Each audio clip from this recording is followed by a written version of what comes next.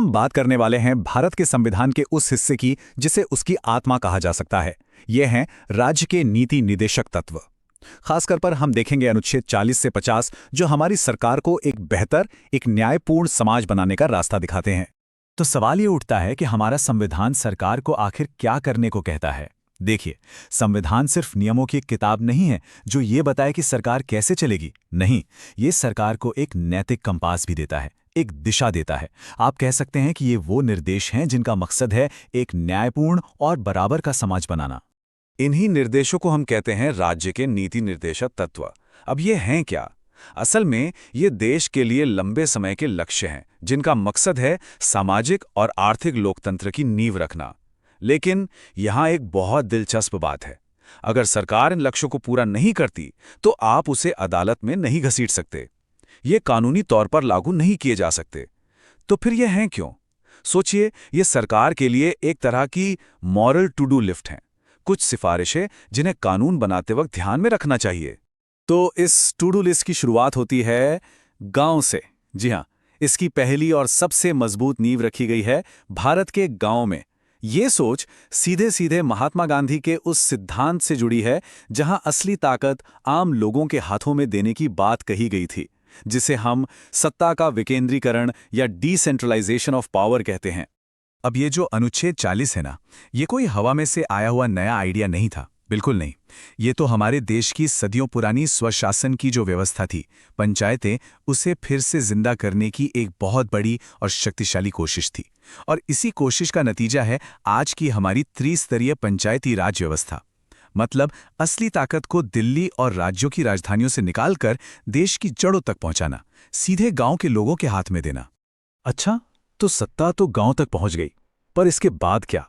अगला कदम था ये पक्का करना कि हर नागरिक को, हर इंसान को सामाजिक और आर्थिक सुरक्षा मिले।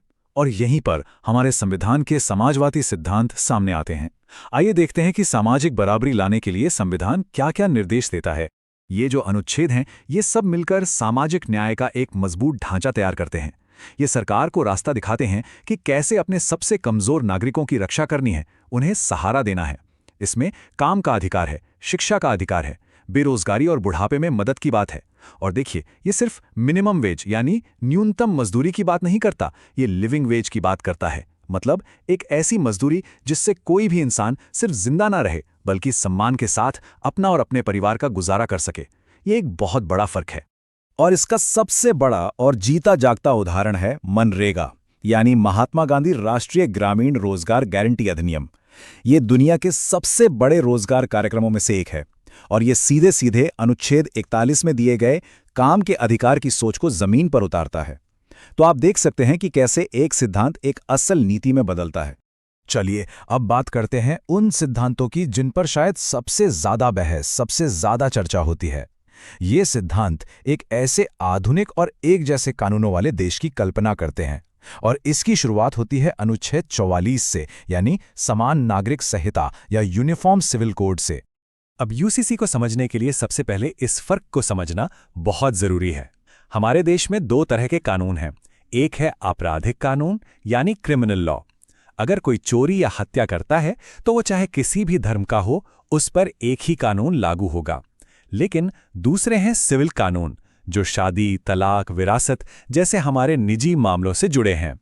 और यहाँ पर कानून हर धर्म के लिए अलग अलग हैं। ये अंतर है कहाँ पर? वो यहाँ साफ दिखता है। जैसे शादी के मामले में हिंदू कानून के तहत दूसरी शादी करना एक अपराध है। वहीं मुस्लिम पर्सनल लॉ में कुछ शर्तों के साथ एक पुरुष को 4 पत्नियां रखने की इजाजत है। अनुच्छेद 44 का मकसद यही है कि शादी, तलाक, विरासत जैसे इन सभी निजी मामलों के लिए धर्म की परवाह किए बिना सभी नागरिकों के लिए एक ही कानून हो। और ऐसा नहीं है कि ये बात सिर्फ संविधान में लिखी है। हमारे सुप्रीम कोर्ट ने भी शाहबानो और सरला मुदगल जैसे बहुत ही महत्वपूर्ण मामलों में बार बार सरकार से कहा है कि देश में लैंगिक न्याय और राष्ट्रीय एकता को मजबूत करने के लिए एक यूनिफॉर्म सिविल कोड बनाना चाहिए। लेकिन ये मामला इतना सीधा भी नहीं है। ये एक बहुत ही पेचीदा और संवेदनशील मुद्दा है। क्यों? क्योंकि इसमें एक तरफ है समानता का संवैधानिक लक्ष्य और दूसरी तरफ है धार्मिक स्वतंत्रता का मौलिक अधिकार। जो लोग इसके पक्ष में हैं वो कहते हैं कि इससे राष्ट्रीय एकता बढ़ेगी, महिलाओं को बराबरी का हक मिलेगा। वहीं जो इसके खिलाफ हैं उनका मानना है कि यह धार्मिक आज़ादी में दखल है और इससे देश की सांस्कृतिक विविधता को खतरा हो सकता है। अब यूसीसी से आगे बढ़ें तो और भी जरूरी सिद्धांत हैं जो एक आधुनिक देश की नींव रखते हैं, जैसे कि खेती और पशुपालन को वैज्ञानिक तरीकों से आगे बढ़ाना, हमारे ऐतिहासिक स्मारकों की रक्षा करना और हाँ, सबसे जरूरी अनुच्छेद 50 जो कहता है कि न्यायपालिका को कार्यपालिका से अलग रखा जाए, मतलब कोर्ट और सरकार का काम अलग अलग हो।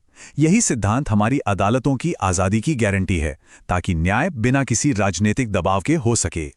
तो अगर हम इन सब को एक साथ देखें तो अनुच्छेद 40 से 50 सिर्फ कानून की सूखी सूखी बातें नहीं हैं। नहीं, ये हमारे देश के भविष्य के लिए एक बहुत बड़ा और महत्वाकांक्षी रोड मैप है। ये वो सिद्धांत हैं जो बताते हैं कि भारत एक देश के तौर पर कैसा बनना चाहता है, एक ऐसा देश जो सबके लिए बराबर हो, न्यायपूर्ण हो और हमेशा आगे बढ़ता रहे। तो आखिर में ये सवाल हमारे सामने खड़ा होता है कि क्या ये सिद्धांत सिर्फ कुछ निर्देश हैं या एक ऐसे सपने का खाका है जो अभी पूरा होना बाकी है? ये हमारे संविधान की आत्मा है, एक ऐसे भविष्य का वादा जिसे हम आज भी गढ़ रहे हैं।